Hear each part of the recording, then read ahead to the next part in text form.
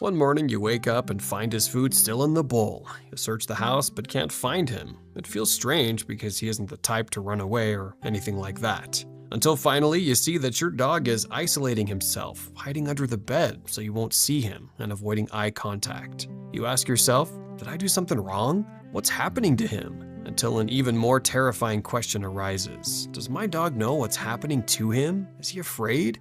Is he in pain? Did I do enough? For a long time, it's been believed that when dogs are about to die, they tend to wander off or enter a stage of anxiety.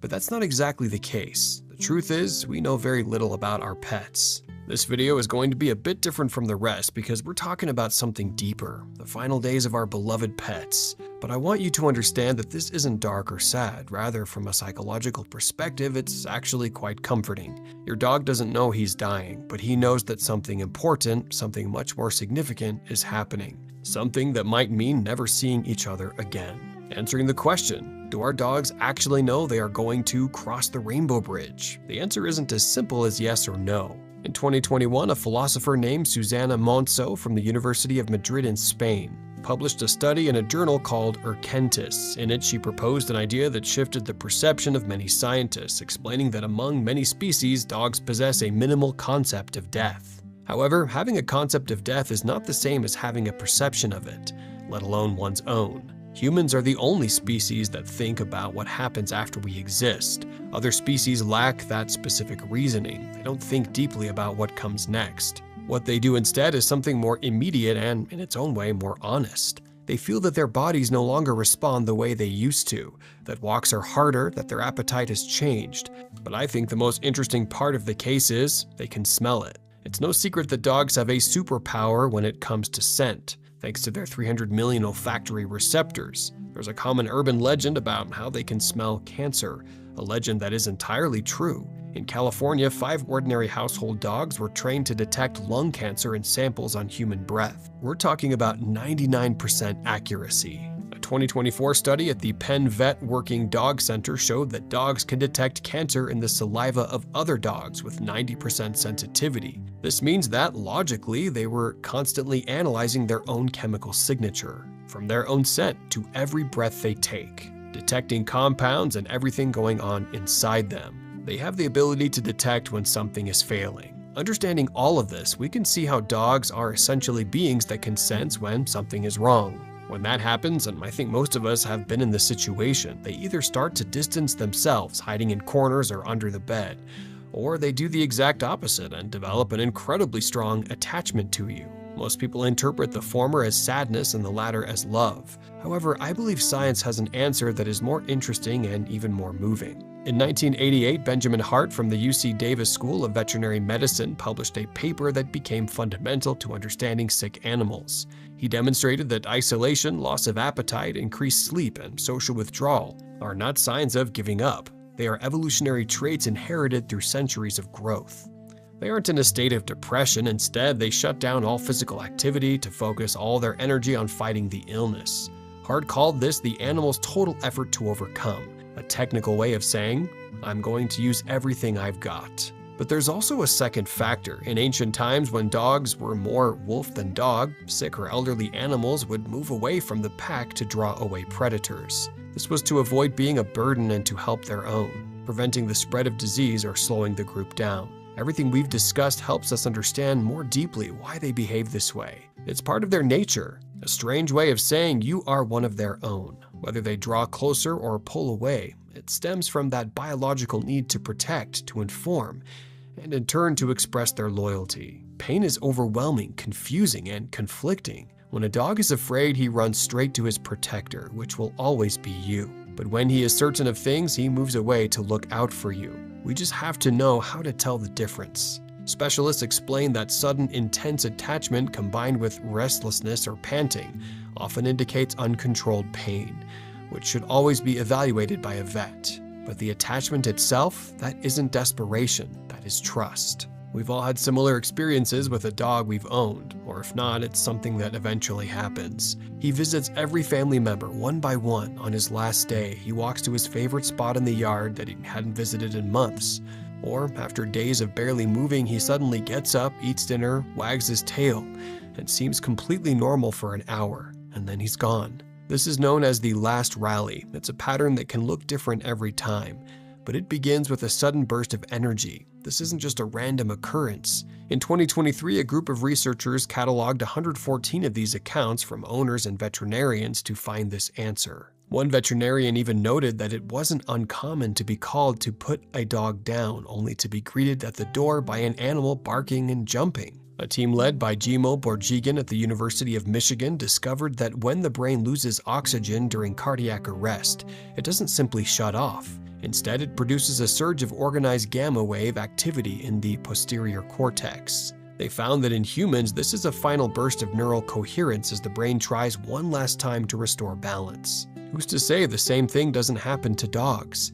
It might be something in nature, it might be biological. The point is that dogs use their last ounce of energy to eat what you offered them, to look at your face one more time, and to reaffirm their bond. Both things can be true at the same time. The explanation can be science and the meaning can be real. This is the hardest moment, the one anyone would fear, but it doesn't have to be bad, and it doesn't have to be traumatic. If you're carrying guilt over a situation like this, keep watching. Some people make the decision, one that is never easy and always painful, to choose euthanasia for their pet. This is not a bad thing. In fact, when there are no other options left, it might be the kindest act. A single dose essentially flips a switch, turning off the brain and the system, specifically the consciousness. Of course, it's a more complex process. The animal loses brain activity about 52 seconds after the injection, falling into a deep sleep where they don't actually feel the moment they lose consciousness. This was proven in 2015 by a team at UC Davis led by Monica Ailman. And yes, it's known that following those minutes there may be movements, reactions, or gasps that make it seem like they are suffering. But that isn't the case. It is merely a muscular reaction. They are already gone. They aren't suffering. We know the heart can continue to beat for up to 16 minutes afterward, but you have nothing to worry about. They passed in the most peaceful way possible. The process isn't traumatic during or before the injection either. For them, things work differently. They don't perceive that something good or bad is being done to them. In fact, at the Freie University in Berlin, they monitored over 40 animals and found that stress markers remained low at all times, whether the owner was present or not, and whether they were at home or at the vet. The concept of euthanasia simply has no meaning to them. But here is what did matter. And this is a part we want you to remember. As we discussed in our first video, fMRI research by Gregory Burns at Emory University showed that the caudate nucleus, that's the brain's reward center, activates more strongly at the scent of a familiar owner than at any other stimulus. Not food, not other dogs, you. And that activation happens even when the owner isn't visible. The scent alone is enough. What this means is that in those final seconds of consciousness, if you are there, your scent, your voice, and your hand on their fur are registered in the part of your dog's brain associated with safety and reward. You are the last good thing they experience. Not the pain, not the fear. You. The science on this is not ambiguous. Your presence is the greatest gift you can give them. And if that brings you any comfort, hold on to it, because it's real. And then comes the hardest part. Grief. Anyone who has ever had a pet knows this is more than just a passing feeling. It's something that demands respect. For many people, the loss of a pet can be incredibly distressing. For some, it is exactly like losing a human loved one. Grief and the reaction to it are different for everyone. But it isn't an isolated case, nor is it merely subjective. In 2016, the journal PLOS ONE published an article from Maynooth University in Ireland, led by Philip Hyland, where he evaluated 975 people who had lost a pet. Using clinical techniques for prolonged grief disorder, the results were striking. 7.5% met all the diagnostic criteria, while a national survey by the RSPCA found that 75% of pet owners begin grieving before the animal even passes away. They call this anticipatory grief. Furthermore, less than 7% felt that the people around them took their pain seriously. More than half hid how they were truly feeling. Psychologists call this disenfranchised grief, a pain that society tells you isn't valid, but your brain doesn't care what society says. Researchers from Harvard and Massachusetts General Hospital scanned the brains of mothers looking at photos of their own children and their own dogs. The core emotional network, the amygdala, the orbitofrontal cortex, the dorsal pitumen, activated in both cases. The attachment circuit doesn't check the species, it responds to the bond. As we've discussed through the series, the relationship between a dog and their person is written in stress hormones, heart rate patterns, and even the gut bacteria they literally share from living together.